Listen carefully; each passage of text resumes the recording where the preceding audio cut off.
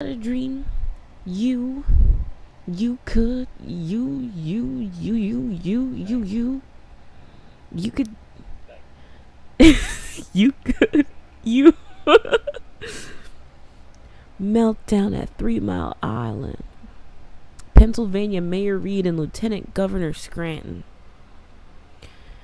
Prior to March 28, 1979, Middletown, Pennsylvania Mayor Robert Reed considered the nuclear power plant at 3 Mile Island to be a blessing to his small town of 11,000 citizens.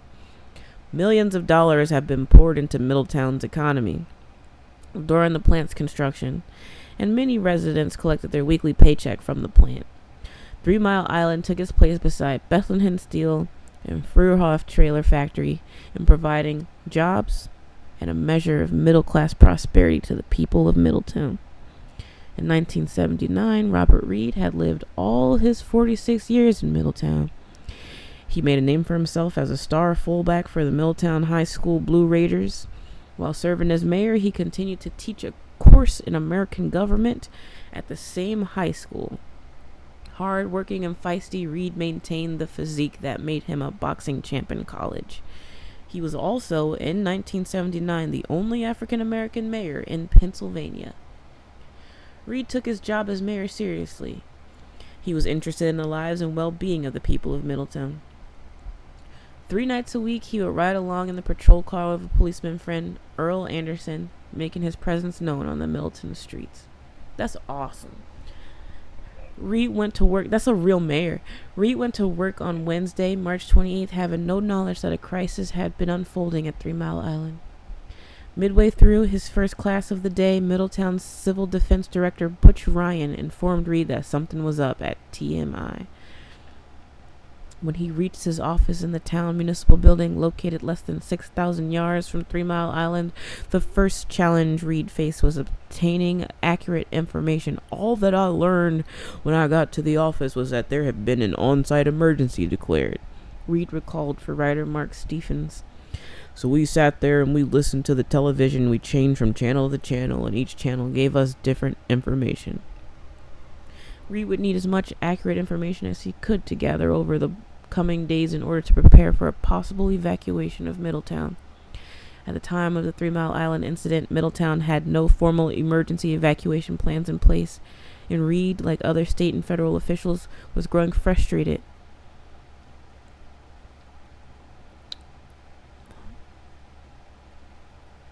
With Met Ed. I don't know what that is. Maybe I need to just not know. I was angry from that Wednesday, Reed recalled. I was upset with the way things were being handled and the way we were lied to.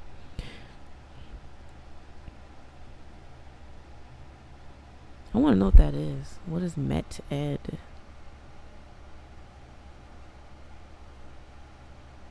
Could be this energy company. Let's see, Met Ed, whatever. Have you ever? Have you ever had a dream? Have you? Reed recalled, I was upset with the way things were being handled and the way that we were being lied to. When Pennsylvania Governor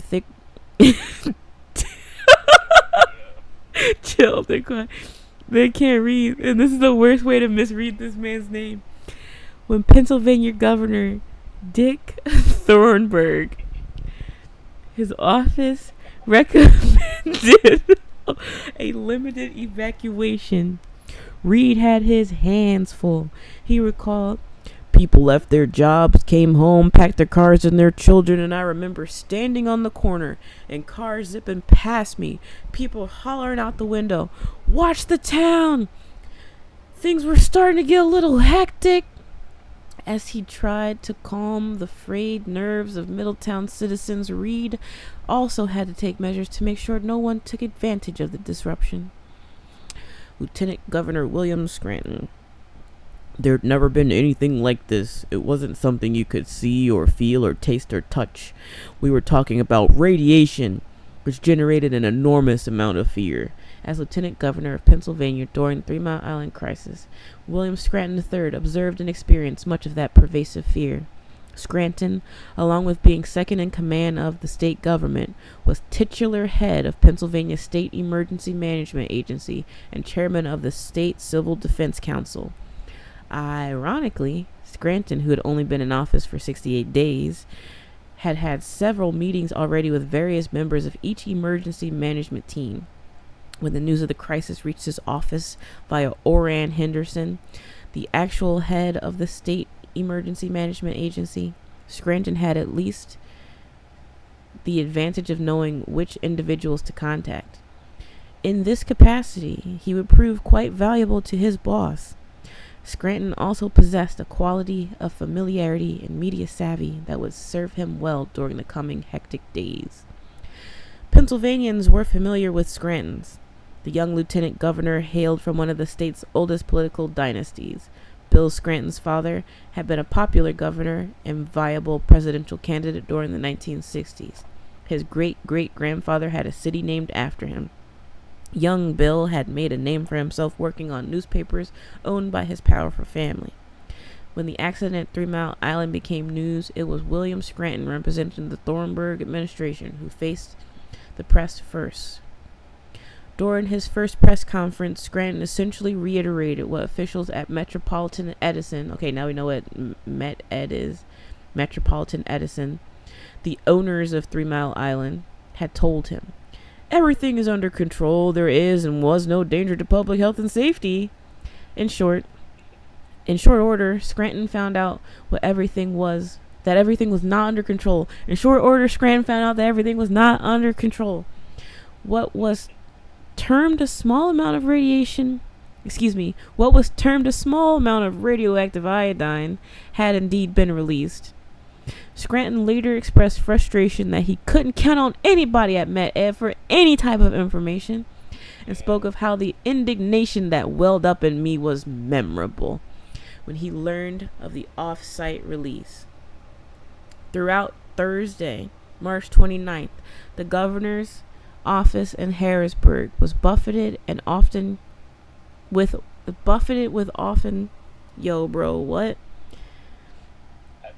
Throughout Thursday, March 29th, the governor's office in Harrisburg was buffeted with, that probably says buffeted, and this is why I can't read, buffeted with often conflicting reports concerning events at 3 Mile Island. It was decided that someone, let's just make this bigger so I can read it. It was decided that someone should pay a visit to the island to obtain a first-hand assessment. William Scranton volunteered. It occurred to me, someone's got to go down there and look at that place. And being 30 years old and maybe thinking I was more immortal than I really was, I said, I'm going down there, he later recounted. Scranton revealed a sense of foreboding as he arrived at the plant. You just drive up there and there they are. They're magnificently huge, beautiful, engineered symbols of the power of technological society to do good. The power of the technological society to do good and the power of technological society to do harm. That's fucked. Scranton's visit was no mere photo opportunity. He asked to see the source of the radiation releases and was fitted with a protective suit. He made his way to the auxiliary building and viewed the radioactive water collected on the floor. He described it as looking like water in your basement, except it happened to be in a nuclear power plant. I realized that what was all around me was highly contaminated. I came back to a much cleaner understanding of what was going on that island. Scranton's visit to 3 Mile Island did not signal the end of the crisis, but it did remove some of the haunting mystery of the event for the lieutenant governor and those he worked with. PBS.org, American Experience about 3 Mile Island.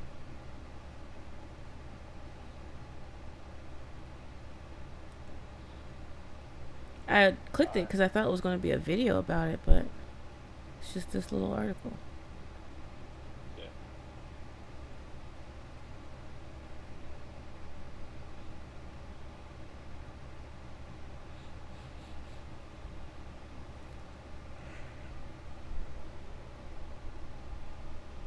Oh, it's about the video. Aired February 22nd, 1999, but they don't actually have the video on here. Just a few articles and the summary. Oh, the video transcript. Hello, I'm David Kavanaugh. Welcome to the American Experience.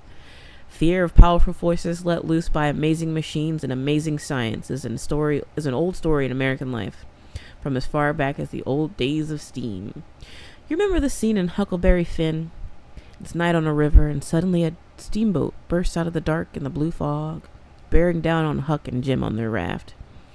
And all of a sudden she bulged out, big and scary, the long row of wide-open furnace doors shining like red-hot teeth, and her monstrous bows and guards hanging right over us.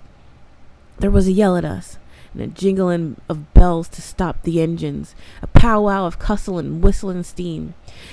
And as Jim went overboard on one side and I on the other, she came smashing straight through the raft. Our film is about another moment of terror in American River. On another American River. Yo, I'm not Dave Kavanaugh. Hold on there, guys. Our film is about another moment of terror on another American river in our own atomic age. The year was 1979, yet here again were furnaces, big and scary, but they were nuclear. And again, there was a very big powwow of cussing, but this time among citizens, scientists, and officials. This was reality, of course. And as word spread, the terror was felt everywhere. Even after so many years, the thought of what could have happened is enough to stop the heart. Many of us remember where we were and when we heard the bell. Whoa, wait. This was like their 9/11. Many of us remember where and when we heard the first bulletins from the 3 Mile Island. Hello? Though far away, I felt particularly connected. Our oldest son was in college in Pennsylvania, less than 100 miles downwind from that site, and the governor of the state, Dick Thornbaugh, was an old friend from boyhood. I tried to imagine what it was like for him, with all those lives at stake. Meltdown at 3 Mile Island. It was built on a sandbar called 3 Mile Island in the middle of Pennsylvania's Susquehanna River, just 10 miles downstream from the state capital of Harrisburg. The plant's state-of-the-art Unit 2 reactor had been generating electricity for nearly a year. 3 Mile Island was something you could go to the river and really could just say, wow, look at that power plant. Look at those big steam towers. I was just amazed, wide-eyed, looking over at that thing, and it was kind of neat. It was high technology, and this was going to be a power that was too cheap to meter. This is a Mike Pentek reporter. People in the communities surrounding the plant had grown accustomed to the giant concrete fortress. For them, Wednesday, March 28th, 1979 began like any other day. They didn't know that the events leading to the worst nuclear accident in American history had already been set in motion. It started in the pre-dawn hours with a simple plumbing breakdown, then a small valve opened to relieve pressure in the reactor, but unknown to the plant operators, it malfunctioned and failed to close. This in turn caused cooling water to drain right from the open valve. The nuclear core began to overheat. Technical failures were then compounded by human error. Confronted by baffling and contradictory readings, the operator shut off the emergency water system that could have cooled the core. If the operators had not intervened in that accident at 3 Mile Island and shut off the pumps, the plant would have saved itself. They had thought of absolutely everything except what would happen if the operators intervened anyway. Mark Gray. He continues. So the operators thought they were saving the plant by shutting off the emergency water when, in fact, they had just sealed its fate. Within minutes, the control room console went wild. Hundreds of lights started flashing, accompanied by piercing horns and sirens. One operator recalled that the console was lit up like a Christmas tree. There was an avalanche of alarms, and the operators couldn't really address any of those on a real-time basis. They were just catching up and trying to prioritize and handle the most important ones and do what they could. Jim Higgins, Nuclear Regulatory Commission. There was so much data being dumped into the computer, and the process was so slow in getting it analyzed and printed out. when they go to look for the data from the computer printout, it wasn't there until an hour and a half later. By early morning, the exposed part of the core was beginning to cook. Temperatures in the reactor were already reaching 4,300 degrees. At 5,200 degrees, meltdown. Scenario called the China Syndrome. Bob Long, supervising engineer. So Bob and Mike are going back and forth. I don't remember what my voice for Mike sounded like, so they'll just alternate, and I'll tell you when it's somebody else. The core have turned into a meltdown. The core could have turned into a molten white-hot mass. It could have gone through the concrete base of the plant and into the groundwater, which is immediately below the foundation of the plant. Could have fractured the earth instantly in all directions, and geysers of radioactive steam could have spouted into the air, into the parking lots, into a fresh cloud of death that would have wafted north over the city of Harrisburg. Operators remained convinced that the core was covered and safe. None of the control room could see that 3 Mile Island was hurtling towards meltdown.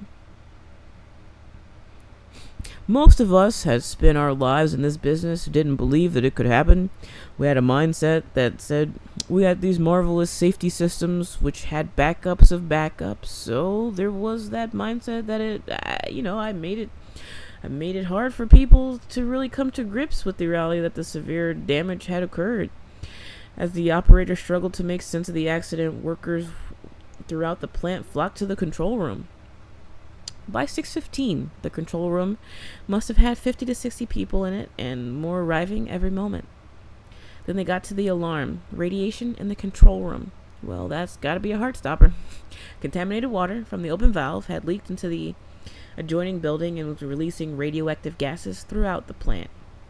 With radiation threatening to escape to surrounding communities, Supervisor Gary Miller declared the first general emergency ever to arise at a power plant in the United States. The operators grabbing their respirators would remain at the helm of the runaway reactor. That sucks, yo. The radiation levels inside the containment dome was reading 10,000 rems per hour, a dose so high only minutes of exposure would prove fatal. No! Get out of there! For 4 hours, 3 Mile Island has smoldered in silence. Shortly after 8 a.m., a local radio station began picking up hits of trouble. So, when you Google 3 Mile Island, the AI overview or whatever says nobody got radiation poisoning from this. But if there's 10,000 rems of radiation dosing out per hour and only a couple minutes of exposure would prove fatal, and all these people that came there just put on fucking face masks and was there in the fucking... What the fuck? I know somebody got hurt by this shit. This is a lie. They're fucking lying. Alright, this is Mike Pentek is back talking again. Who's the reporter, not Mike Gray, the writer, that was talking to the guy that was the engineer. We learned that something was wrong at 3 Mile Island because our traffic reporter, he's out driving around and he says, I'm getting things up on the scanners here. He said, are you picking this up? I said, I don't know what you're talking about. And he said, well, apparently they're mobilizing some fire equipment and emergency people at 3 Mile Island. And he said, oh, by the way, there's no steam coming out of those cooling towers. So now I'm thinking, something's really weird going on here. I called 3 Mile Island. And the receptionist had been so harried that morning that she didn't know. She didn't even listen to me. She just put me through to the control room. Now I hear all this commotion behind it, in the background. There's a guy on the line. I tell him who I am, and I ask him, is there fire equipment there? And he says, I can't talk right now. We got a problem. And boy, do they ever have a problem. Radio broadcast announcer. Okay, we have this news bulletin that we're gonna get on right now. Here's Mike Pentek. Okay, thank you, Jim. There's a great general emergency at Metropolitan Edison's company 3 Mile Island nuclear reactor plant. A utility spokesman says that there's a problem with the feed water pump this morning.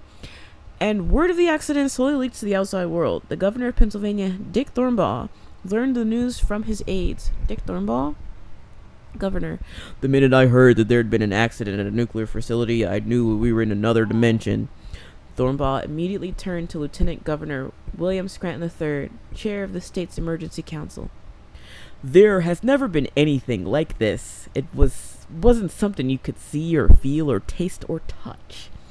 We were talking about radiation, which generated an enormous amount of fear. 3 Mile Island's parent company, Met Ed, told Scranton that no radiation had been detected off plant grounds. Scranton's press release. The Metropolitan Edison Company had informed us that there has been an accident at 3 Mile Island Unit Number 2. Everything is under control. There is and was no danger to public health and safety. In his first statement to the press, Lieutenant Governor confidently reiterated Med-Ed's assurances. He would soon learn that his confidence had been misplaced. William Scranton. What I said in the morning was, there has been no significant off-site release, only to find out moments later that in fact there had been an off-site release, and in that indignation that welled up in me was memorable. I still haven't gotten over that. I was at the point that I realized that I could not rely on Metro Edison for the kind of information we needed to make decisions.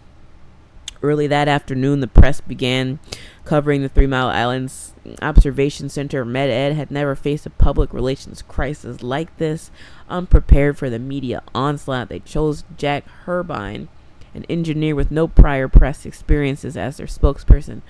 The question was, why didn't we notify the people? The incident occurred this morning at 4 o'clock. The safety systems functions as they should have. That was Herbine during his press conference. Gene Schneck, a reporter, says, in the first press conference, they were playing down the importance of what had happened at the plant.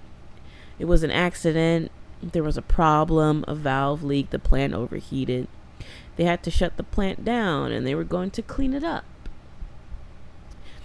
Things are falling off right now, as I've indicated. The coolant injection systems are functioning properly, and we expect soon to be in the cold shutdown condition. So, if you had gone home from that first press conference, you would have presumed that the problem would have been cleaned up overnight. I mean, that's the impression they gave us. Mayor Reed says, I didn't buy it. That there was quite a few other people that didn't buy it. Radiation releases were of grave concern for Mayor Robert Reed. His community, why do they read it like that? His community of Middletown lay just up the river from 3 Mile Island. I remember a man by the name of Herbine. When I asked him about the release and at the time of the accident, he more or less looked at it from the standpoint of, Mayor, you don't know anything about nuclear energy. I'm the expert. This is a press interview with Robert Reed and a reporter. Reporter says, how dangerous did the power company tell you the situation was? Well, I talked to a representative from the company, and he assured me that there really was nothing to be concerned about. Are you satisfied with that answer, or do you want some answers? I think we will get better answers. I was angry from that Wednesday. In fact, I'm still angry. I was just upset the way things were being handled and the way we were lied to. That same day, the Federal Nuclear Regulatory Commission set up an emergency shelter in Bethesda, Maryland to monitor the accident. The NRC had dispatched several inspectors to 3 Mile Island. Jim Higgins, NRC inspector, says, as we were walking through the turbine building, which was basically like a ghost town, there was nobody around. We saw 2 other people from the plant wearing their anti-contamination radiation suits, and they had also their respirator masks on. This was very abnormal because this is an area of the plant that normally is not contaminated and that you wouldn't need these, and it gave the impression like there is something very wrong here. As the NRC inspectors entered the control room, they were shocked by what they saw. Everybody in the control room was in respirators, And so the contamination between the operators, and so the communications between the operators and their supervisors and them and us and anybody that you would have to talk to on the phone was all pretty difficult because of them wearing the respirators. Mike Gray says, everybody was talking through air hoses because they all had air breathing masks on. And so when they would go to the telephones, they were, what's going on? And I know that there are a couple of times where I just took my respirator off and to talk really quickly in the phone, and I put it back on and I said, okay, let's do this really quick as I can. But we had to try to get the information through. There was no direct lines between the control room and the emergency center in Bethesda.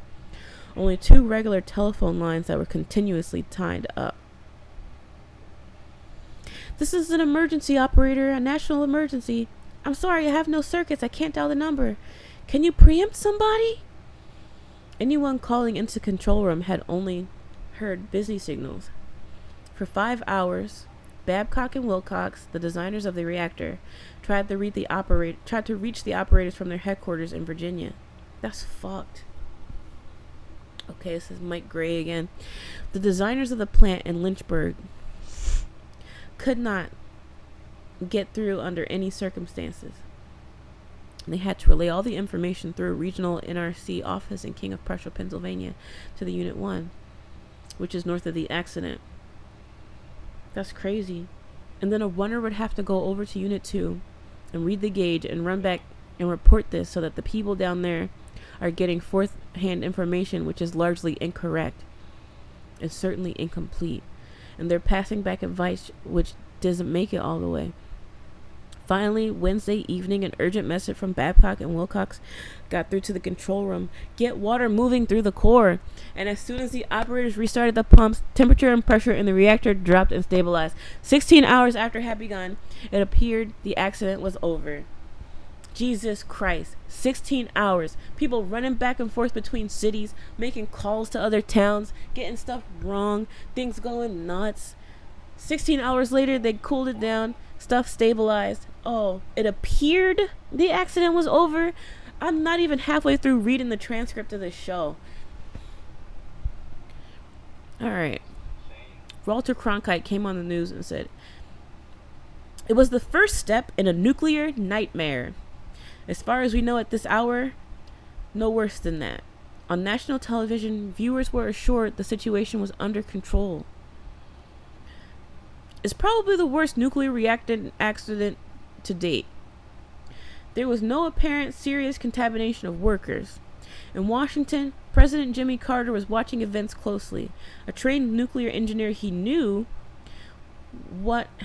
Whoa, cool. Jimmy Carter was a nuclear engineer.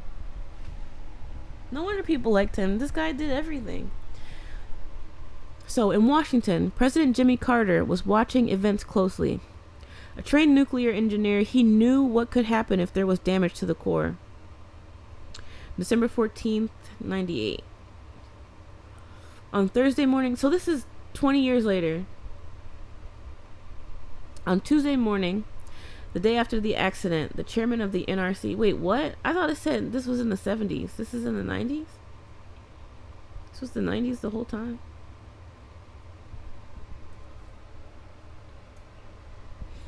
I'll have to check that, because I thought I read somewhere that said it was 76.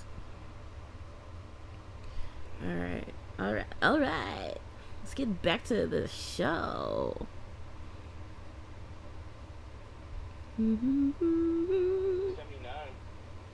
Okay, so it is 20 years later. So we time skip 20 years into the future. December 14th, 1998. Saturday morning, Chairman Hendry was at the point of exhaustion. Wait, let me scroll back up. I think I skipped the whole section by accident when I scrolled away. Yeah, I did.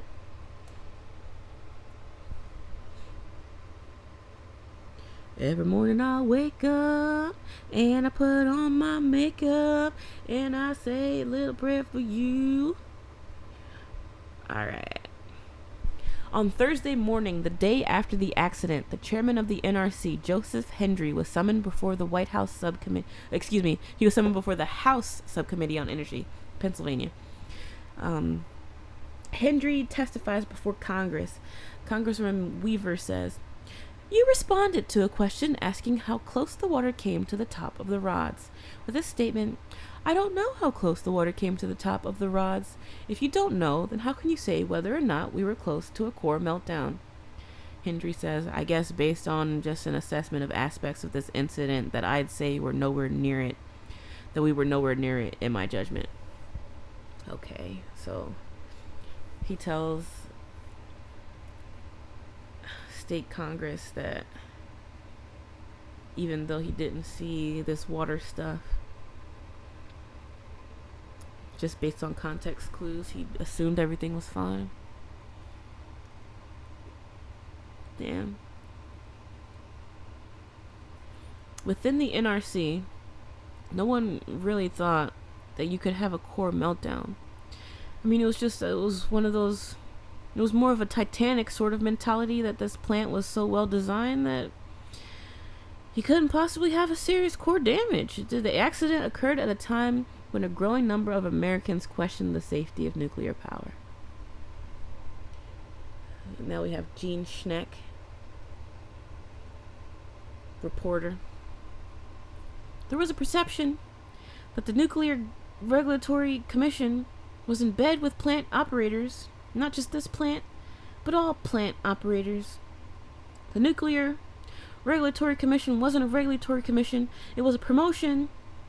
It should have been called the Nuclear Promotional Agency. The economic turmoil of the 1970s had transformed the nuclear industry. Oil shortages had raised prices from $3 of a barrel in 1972 to $30 a barrel by 79. We had barrel prices like that during the pandemic. Enticed by the prospect of cheap energy, utility companies ordered scores of nuclear power plants. That's crazy. All right, Harold Denton, NRC official, says, "We had no control over the number of plants that came into the door. I mean, we were just like your driver's license bureau, and there are people lined up at your desk waiting for an eye exam and a driver's test. And we used to talk about inviting people in off the streets to see if they didn't want to come and work for the NRC, because we really had more work than we could handle, and we review a power plant maybe 10 to 12 man year with maybe 10 to 12 man years of effort." I don't know what that means. What are man years of effort? I've never heard that in my life.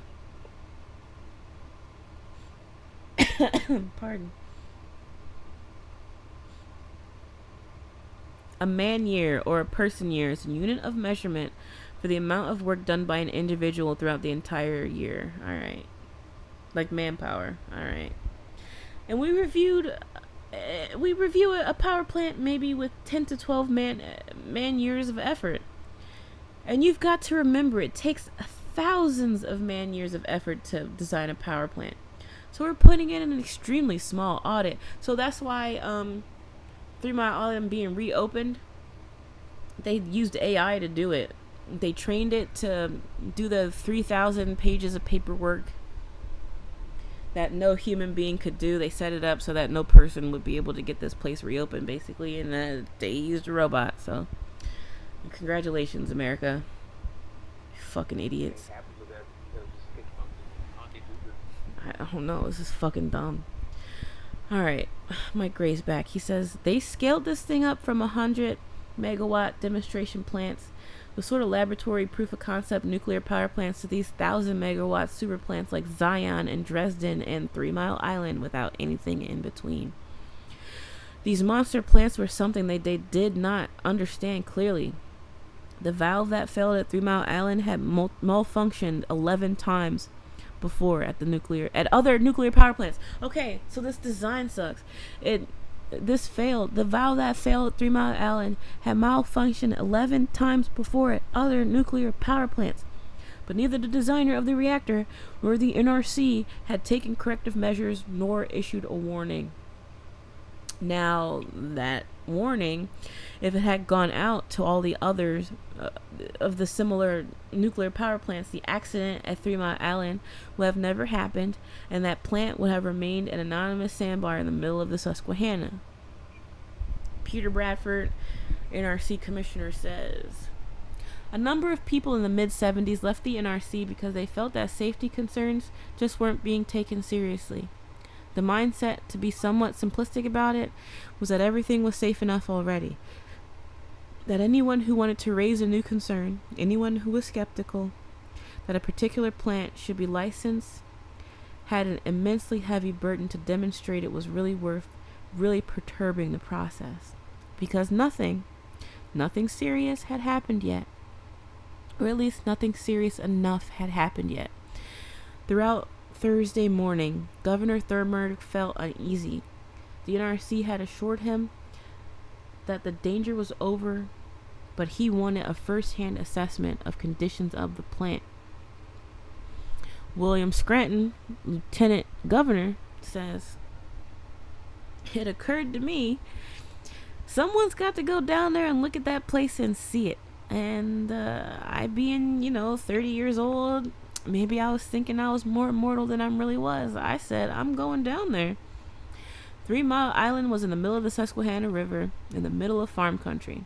So it's not like you got a lot of large buildings around. I mean, you just drive up and there they are.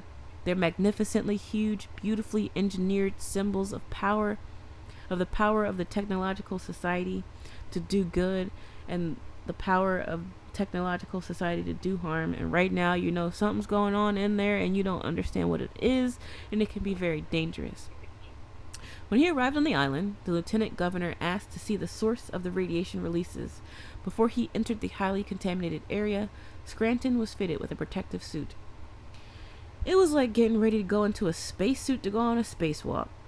There were boots that fit over pants, and I mean there was layer upon layer upon layer. It took me 40 minutes to get in all of the suits and putting on all the dosimeters on me, and they knew how much radiation that I got and protective boots and everything. And I remember walking in there, and I must say I was quite unnerved the closer I got to it. When I started walking in, I looked down and I saw this water on the floor. It looked like, water in your basement, except it happened to be in the auxiliary building of a nuclear power plant. So I realized what was around me was highly contaminated, but I came back with a much clearer understanding of what was going on that island. On site, we were there for about 2.5 hours. When I left the plant, I had been exposed to about 80 millirems, and I feel fine. The tour left Scranton encouraged. Though there was contaminated water, he told the governor the problem seemed fixable. But in the early morning hours of Friday, it appeared the plant was once again out of control. It was reported that a large burst of radioactive gas had escaped 3 Mile Island. Within minutes, Thornburg received a startling recommendation from a staff member at the NRC to evacuate the area. I've been exposed to 80 millirems, and I feel fine. Okay. Dick Thornbaugh, this is the governor. For about 45 minutes in my office, with all of our team assembled, we set about on a crash effort to determine what had prompted the evacuation recommendation out of Washington, D.C. The whole question was constantly recycled. Should we order an evacuation? Thornburg feared the prospect of a mass exodus. Earlier, he had directed an aide to review the state's emergency plans. His report to me on the evacuation plan was chilling, to say the least. One of the things I'll never forget was that he said that under the regimen that had been established by the counties on either side of the river, one Dauphin County, where Harrisburg was, and one Cumberland County across the river, that their evacuees would meet head-on in the middle of the bridge over which they were to be evacuated. That fucking sucks. So their evacuation contingencies basically told them to both cross over to where they just end up piling up on the bridge, because they're supposed to both go to the opposite side of this bridge. The burden of the evacuation decision was on Thornburg's shoulders. Whatever he decided, he knew lives were at stake. The governor was anxious to get advice from the chairman of the NRC, but he got no reply. In Washington, Chairman Hendry was still trying to get a handle on the facts. Frustrated, Hendry told an aide, Thornbog's information is ambiguous. Mine is non-existent. We're like a couple of blind men trying to make a decision. As the governor waited to hear from Hendry, a siren blared downtown Harrisburg. But that siren was like a knife in my chest. I just thought, what on earth, where did that come from? This is Dick Thornbog. Someone has set off Harrisburg's civil defense alarm, sending rumors of evacuation racing through the surrounding communities. Could I have your attention, please? There has been a state of emergency declared on 3 Mile Island. Please stay indoors with your windows closed. For residents, life seemed to be imitating art. Just 12 days earlier, a Hollywood film called The China Syndrome had been released in theaters across the country, giving Americans their first look at terrifying nuclear catastrophe. That's fucking crazy. Fucked up situation. Yeah, it is. China Syndrome. I don't know. They might have come close to exposing the core. Second guy. If that's true, then we came very close to the China Syndrome. The number of people killed would depend on which way the wind was blowing. Render an area the size of Pennsylvania permanently uninhabitable. Robin Neenan Stewart, a resident, says, "It was a beautiful day, a very sunny, bright morning. My windows were open. My phone rang and my sister wanted to know where I was going. She was calling from LA saying, 'Get out, hurry up and get out.' And people around the country were calling and saying, get out of there, hurry up and get out." Frightened residents braced themselves for the worst. Marcia McHenry says, "Our neighbors told me that I was to come down to their house. They had guns and they had a chainsaw and a big truck, and they would get us up on the highway, cut down any barrier, and that if there was any fight, they'd fight their way through and we would leave any way, which way they please. So the idea was that we were going to be in any kind of orderly evacuation was pure fantasy."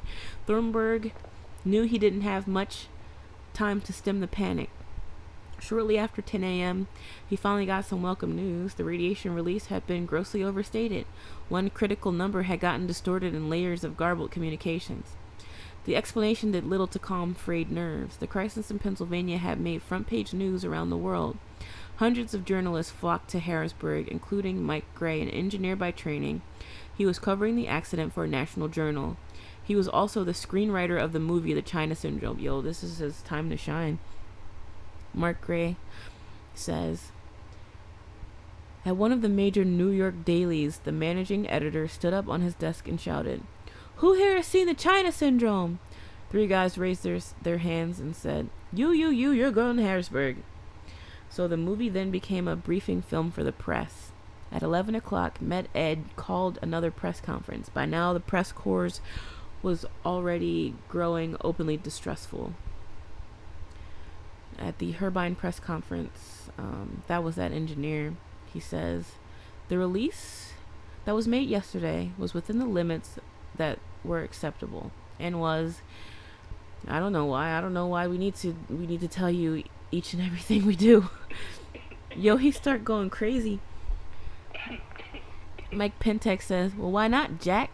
We only live here and you may kill us here before you're all finished. Mr. Herbine, don't you feel a responsibility to 1 million people living around the plant to keep them informed of every last facet?"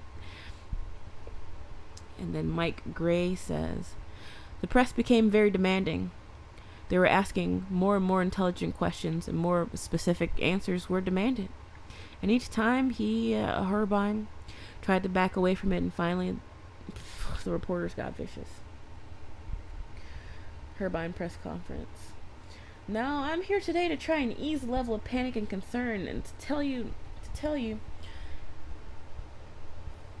Pentek says, "I remember feeling angry. I remember shouting a question to Jack Herbine. Something along the lines of, 'You started to melt that thing down, didn't you? Didn't you?' And in the moment, I was not a journalist anymore. I lived here, and I was mad. I was angry." Back at the State House, Thornburg finally heard from Hendry. As a precaution, the chairman recommended a limited evacuation order. Thornbaugh says in a press conference, based on an advice of the chairman of the NRC, I'm advising pregnant women and preschool-age children to leave the area within a 5-mile radius of 3 Mile Island facility until further notice. Thornbaugh's announcement unleashed the panic that he had been trying to avoid. Within days, 140,000 people would flee the area. Robert Reed, the mayor, says, people left their jobs, came home, packed their cars and their children. Now I remember standing on the corner and cars zipping past me and people hollering out the window, watch the town. And I said, well, here I am standing here. I'm in as much danger as they are, and they're leaving the town and telling me to watch their homes. Things are starting to get a little hectic. Marcia McHenry, the resident, again says, we left so quickly on Friday that we had basically just took ourselves. The moment that's so crystal clear in my mind is driving on the highway and trying to imagine what would happen to this area. All this beautiful countryside would be destroyed. It would be so contaminated nobody could live here for hundreds of years, and I looked as hard as I could at everything. I tried to burn it into my mind what everything looked like because I wasn't gonna see it again. It's fucking sad. Robin Nean Stewart says, this is the resident, my father wouldn't leave. Dad was thinking of his neighborhood and he was going to stand guard. When I said goodbye to my father, we were both very careful not to say things that were more than we were to say things. I think we said goodbye, see you soon to one another, which is to say, stay in touch. I'll let you know. It was probably a few more horrible moments in my life. I had to drive away. It was horrible. At the he's not talking anymore. At the White House, President Carter was becoming alarmed. For an hour, he had been trying to call Governor Thornbaugh, but the phone lines were clogged. We had an open line. What happened to our open line? What about reestablishing that? It was on 3, okay? And they're over there since our hotline unassembled. When Carter finally reached the governor, he heard an outpouring of frustration. Thornbaugh felt let down by both Met Ed and NRC. He asked the president for someone he could trust. Within hours, Harold Denton arrived in Harrisburg as the president's envoy. Denton is an NRC official. So I agreed to go, but I saw it at the time, as I was a fireman and I was rushing to the scene of a fire. Governor Scranton says, we were in the governor's darkly paneled oak office. Pardon. We were in the governor's darkly oak paneled office. And we were all sitting there 3 days, and we had been through everything, and we didn't know what to expect. When we got a call saying Harold Denton is outside in the reception area, the governor turned to me and said, well, Bill, go outside and bring him in. And I walked out and opened the door, and he stepped in and he said, hi, I'm Harold Denton. And I said, hi, I'm Bill Scranton. But the minute he said, hi, I'm Harold Denton, Harold Denton, you know, sometimes you have this feeling about people. It was just, this is the right guy. That's good to hear, man. That's very reassuring after all that. All right, Mike Pentek says, my first look at Harold Denton was on a television set. He was kind of this slow-talking, my recollection is, southern-sounding kind of guy who automatically puts you at ease, making you feel more comfortable and safe. That's kind of how I felt. Finally, someone's here that we can trust. We've assured ourselves that there's no imminent danger to the public as a result of the way the core is being cooled. As Denton calmed the film's... As Denton calmed fears in Harrisburg, tensions were growing back at NRC headquarters. Roger Mattson, one of the NRC's most experienced engineers, had been analyzing a stream of data from the control room. He was horrified to discover the presence of a hydrogen gas bubble above the core. The bubble could prevent cooling and eventually lead to a meltdown. Mattson's report to the Commissioner Hendry was blunt. Roger Mattson, NRC senior engineer, says, well, what I told them was that we had a reactor that was in a condition that no one had anticipated. The core was severely damaged. I think I called it a horse race. How the hell do we get that bubble out of there? Do we win the horse race or do we lose the horse race? I don't... What we are protecting at this point, I think we ought to be moving people. At that point, I put my 2 cents in worth on the evacuation, and I asked him why he was not making the recommendation to move people. He thought there should be some form of close-in evacuation. Fearing another false alarm, Hendry stalled. For the first time, the press began to use the word meltdown. Walter Cronkite said, The world has never known a day quite like today. It faced the considerable uncertainties and dangers of the worst nuclear power plant accident of the atomic age. And the horror tonight is that it could get much worse. The potential is there for the ultimate risk of a meltdown at 3 Mile Island. Mike Pentek, the reporter, is back. That evening before sundown, and I'm looking at the sky, and I know this is kind of dumb, but I remember the sky was the strangest colors of purples and oranges and deep blues, and it was a really weird sky. It almost reflected the emotional turmoil that we were feeling over what was going on at 3 Mile Island, so that's what comes to mind when I think of Friday, or Black Friday as I call it. I think this December 14th, 98 thing that keeps popping up is the date that this PBS transcript was taken down. Saturday morning, Chairman Hendry was at the point of exhaustion. The ominous prospect of a meltdown was frightening enough, but now he had a new worry, that the hydrogen bubble would mix with oxygen and create a devastating explosion. Hendry told Roger Mattson to get the answers from the best nuclear physicists in the country. At the State House, the governor once again faced an agonizing decision. He could not bring himself to order an evacuation without more facts. Still, his team began preparing for the unthinkable. Lieutenant Governor Scranton says, We were making plans for the evacuation of not only people, but of government. Of how we were going to govern in the case of the massive meltdown and escape of radioactivity.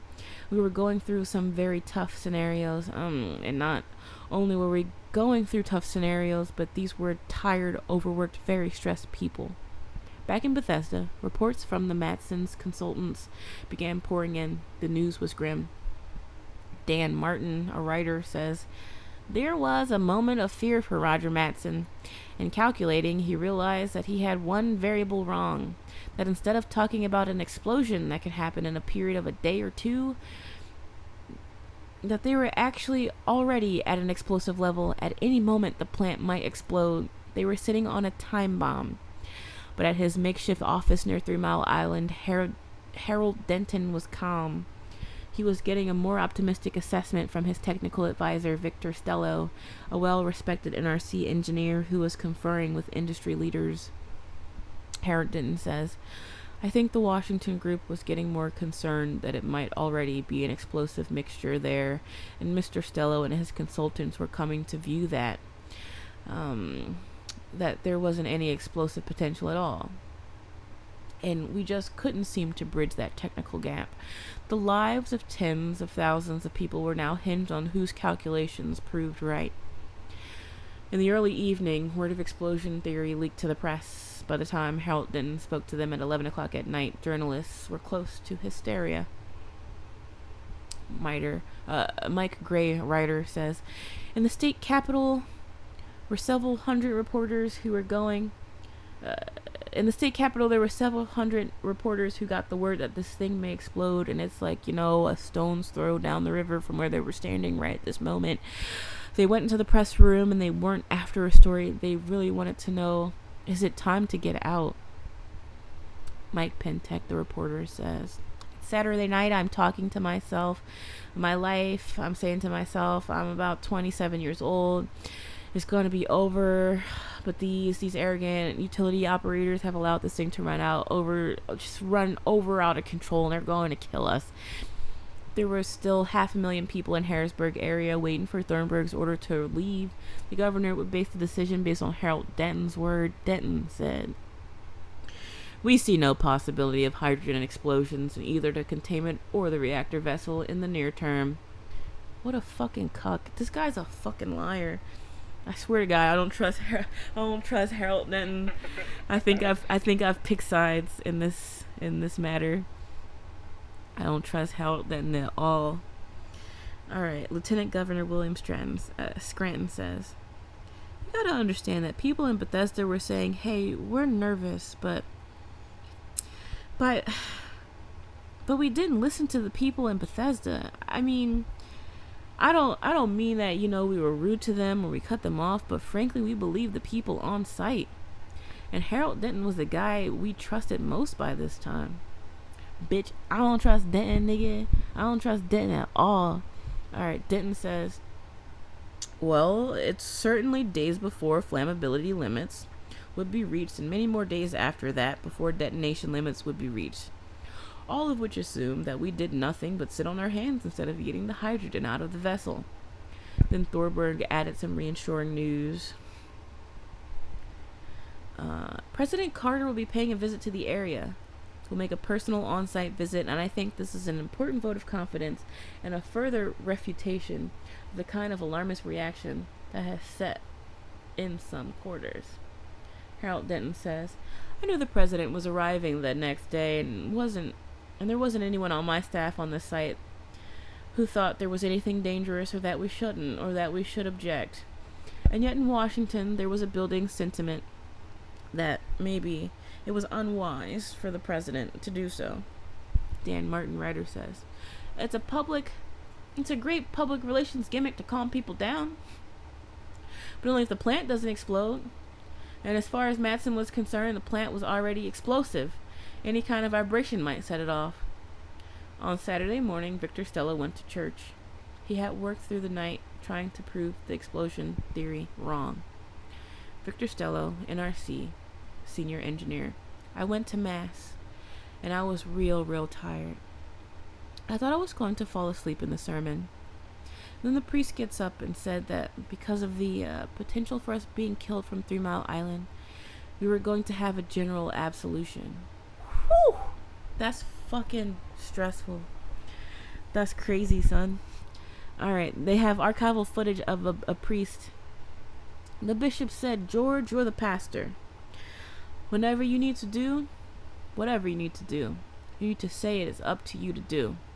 You don't need to make any calls to ask me permission, and that's how we decide to give general absolution.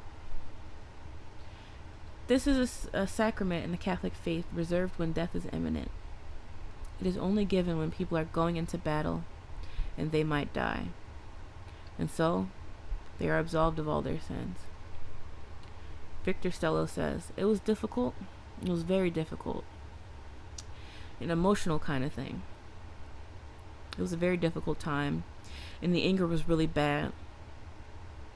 We had done to these people just outrageous. We had frightened them so bad, and they thought they were gonna die. While Stello attended church, Roger Matson raced to Harrisburg. He set off from Washington, determined to reach 3 Mile Island before the president arrived. At the airport, he found Denton and Stello waiting to greet the president's helicopter. Writer Mike Gray says, Here comes Roger Matson into the hangar, and here's Victor Stello. And on top of NRC reports, what? Here comes Roger Matson into the hangar, and here's Victor Stello, the other top NRC expert. And Stello says, Matson, you son of a bitch. How could you be spreading these rumors around about this hydrogen bubble? And Matson is saying, oh, Victor, you know that bubble is ready to explode, and if you can't see that, you're crazy. And they're screaming back and forth at each other inside this hangar. This had to be a fairly thrilling moment for Harold Denton as the president's deputy, because here's the president, the chief executive, due to arrive at any moment with his wife, and his top 2 experts slugging it out there in the hangar over whether or not this place was to blow up. Minutes later, Jimmy Carter and Rosalind Carter landed at Harrisburg Airport. For Harold Denton, this was the moment of decision. Harold Denton said, so I briefed the president on this bubble and the possibility of an explosive mixture and tried to give him 2 sides that were out there. But we didn't have a single view on that. Dan, the writer, says, what's his name? Dan Martin.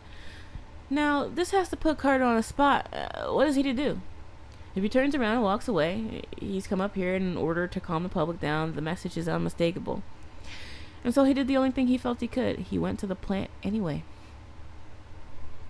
Mike Gray, the writer, says, they left the hangar at Harrisburg Airport and went down the River Road.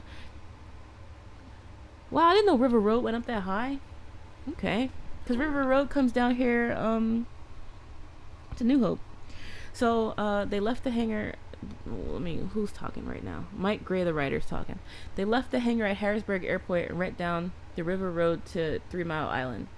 And watching that motorcade that day was a remarkable experience because there were people who tried to stick it out and stick through the thick and thin. He had been advised, get out of town. No, it's not safe. Pregnant women should leave, but everybody else is okay. And they've been whipsawed back and forth, and leave, don't leave is about to explode. No, it isn't. And all of a sudden, here's the President of the United States coming down the highway, leading his entourage to take a personal tour of the plant itself. And they stood there and they cheered as he went by because he was with them. Dick Thornburg, governor, says, I remember all of us were outfitted in these little yellow booties that we put over our shoes, and that was to protect us from water that was radioactive that was on the floor inside of the facility.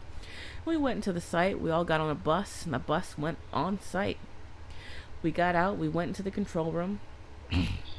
There was an eerie feeling, like here we were, Sunday morning, 4 days plus a couple hours ahead of the incident, and at the site, things had gone wrong. Just outside of the plant gates, Victor Stello and Roger Mattson were frantically reviewing the explosion theory. For a few days, Stello had struggled to prove Mattson wrong. Finally, in late afternoon, Victor Stello found the flaw in Mattson's calculations. Man, oh man, Dan the writer says, they were using the wrong formula. The hydrogen bubble was never a threat. What puzzles me is how many people, not just in the NRC, not just at 3 Mile Island, but people in the industry on the phone as technical consultants who were on site, how many of them dealt with that formula and nobody noticed? Now, scientists and engineers were correctly assessing the accident, but back on the island, there was still confusion. I gotta plug in my computer. Harold Denton says, now scientists and engineers were correctly assessing the accident, but back on the island there was still confusion. Harold Denton says, when we reached the gate to go back to our dosimeters that we had worn, the president reads his dosimeter and is reading high at 78 millirem. Oh my God, my heart stopped. What has happened here? If I exposed the president, and I read mine, which was on the NRC issued dosimeter, and it read 0. Turns out the company had gotten so far behind on their ability to recharge dosimeters and hand out fresh dosimeters to everyone. They just noted what they read when they turned in last and subtracted the difference. Now the plant people, what? Now the plant people didn't see any big... What? This is retarded. What? Alright, I'm reading this all over again because my mind's blown. The president reads his dosimeter and it's reading high. 78 millirem. Oh my God. My heart stopped. What has happened here? Have I exposed the president? And I read mine, which was an NRC issued dosimeter, and it reads 0. Turns out the company had gotten so far behind on their ability to recharge dosimeters and hand out fresh dosimeters to everyone. They just noted what they read when they were turned in last and subtracted the difference. Now, the plant people didn't see any real big deal, but momentarily there was mass confusion on the bus, and everyone was saying they had been received unexpected exposures. And I think that moment President Carter began to lose a little confidence in not only the company but me. By the time Carter left Harrisburg, he knew the danger was over. The president's visit could mark the end of the crisis. After 5 days of the fear and anguish, residents felt safe enough to return to their homes. Although they were told that an insignificant amount of radiation had been released during the accident, they would be plagued by doubts for years to come. On the island, lead bricks were brought in to build a wall around the reactor. Slowly, the hydrogen was bled from the system. A month after the accident, Unit 2 reactor was finally shut down. Governor Dick Thornburg, Jesus Christ, Governor Dick Thornburg says,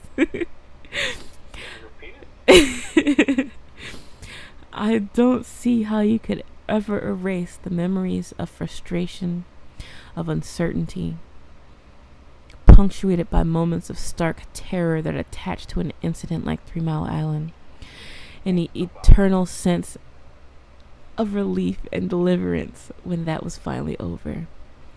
3 years later, a robotic camera was lowered into the core. It would be the first look at the full extent of the accident. Bob Long, supervising engineer, says, I remember vividly seeing the videotape of a camera going down to the top of the core, and you could hear the voice of a mechanic who's lowering it saying 1 foot, 2 foot, now we're 2 feet into the core, we're now approaching 3 foot, and then he's going, as he's going, I'm watching the tape, my stomach churns, and more, 5 foot, got something, and that recognition for the first time, 5 feet of the core was gone. And we finally saw that the core had been severely damaged. We had a meltdown at 3 Mile Island. It was not China syndrome, but we melted the core down. 50% of the core was destroyed or molten, and something on the order of 20 tons of uranium found its way by flowing in a molten state to the bottom head of the pressure vessel. That's a core meltdown, no question about it. Following the accident, the nuclear power industry would introduce new safety and training standards, but nuclear power would never again hold the promise it once did. Since 3 Mile Island, not a single power plant has been ordered in the United States. Until today. Welcome to 2025, bitch. The reopening 3 Mile Island, bitch. This is fucking terrible. They're fucking renaming it some cuck shit, too. I forgot what they said it was. Fuck.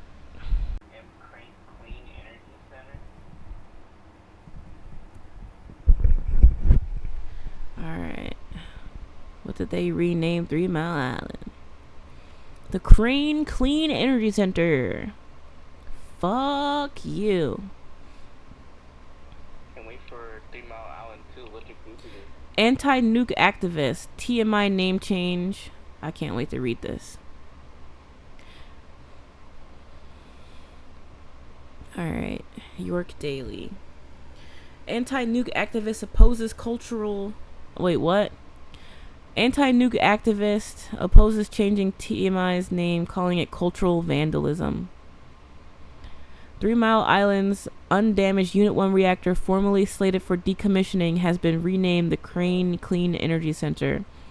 The renaming honors Christopher Crane, former CEO of Constellation's parent company, Exelon, prominent figure in the nuclear industry. Constellation defends the decision, citing Crane's contributions to nuclear safety and his role in the industry's recovery after the 1979 3 Mile Island accident.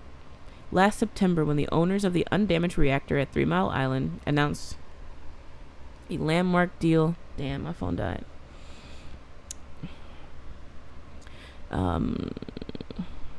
We'll read this and then I'll post it so that my brother can hear the rest. Last September, when the owners of the undamaged reactor at 3 Mile Island announced a landmark deal to restart Unit 1 to provide electricity to Microsoft power AI data centers, the company Constellation Energy changed the name of the plant. They changed the name, blah, blah, blah.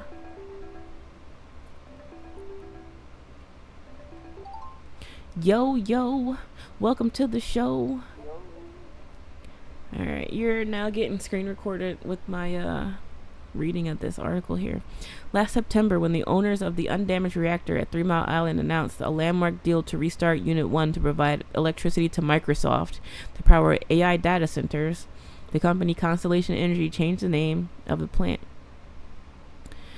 So they consider Crane a true titan of the nuclear industry and a staunch advocate for America's commercial nuclear power industry and the environmental and economic benefits it delivered to our nation. Crane died in April 2024. Here's a picture of 3 Mile Island. This is fucking terrible. It marked the rebranding of 3 Mile Island, associated with what's considered the nation's worst commercial nuclear disaster when the plant's Unit 2 reactor melted in March 1979. Eric Epstein sees it differently. This is an act of cultural vandalism. Epstein wrote in a petition to the U.S. Nuclear Regulatory Commission opposing the name change. You can't rebrand a nuclear disaster. What's next? Renaming the Titanic to Love Boat or changing the Gettysburg National Park to the Pickett Center for Military Excellence? In the petition filed last week, Epstein wrote, Christopher Crane has no connection to 3 Mile Island.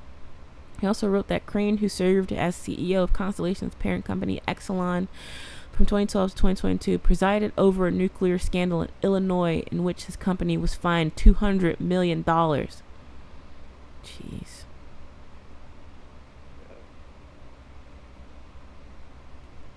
This is terrible.